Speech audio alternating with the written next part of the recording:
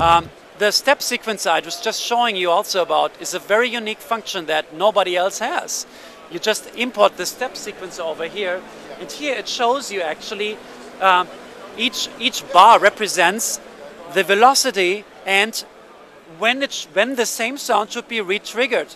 Now if I press down a note now, one note, it will now play back the same note with this pattern I created. It's my custom-made pattern.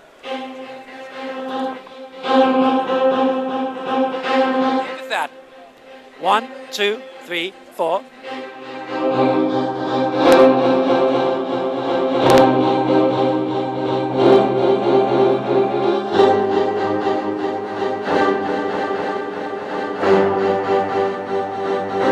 That's a step sequencer, you know, that's right built in. And I can extend the steps here, if you look over there, to up to 64 steps that I can now manually just draw in there.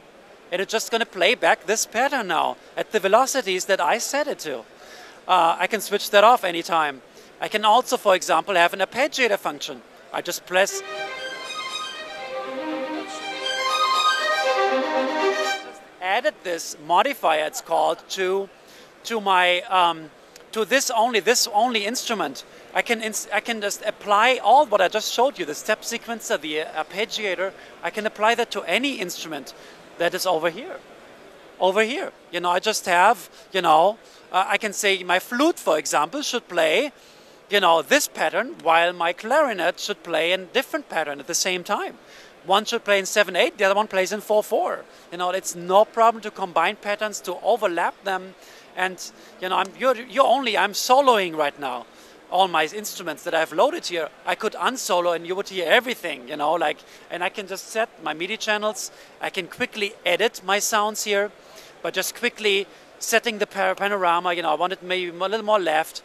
I can pitch it down. I can EQ it right away.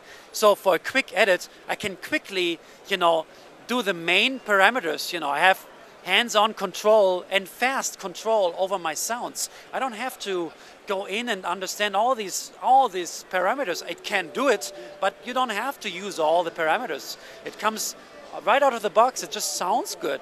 You know, like you have a filter that I can just, you know, for example, quickly enable, or an effect.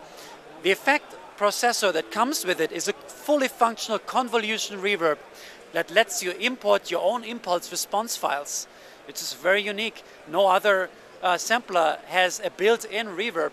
Sometimes it feels it's so powerful that it's almost a host within a host if you're actually using it in a sequencer host as your host. So that just gives you a quick overview, I think, about the product.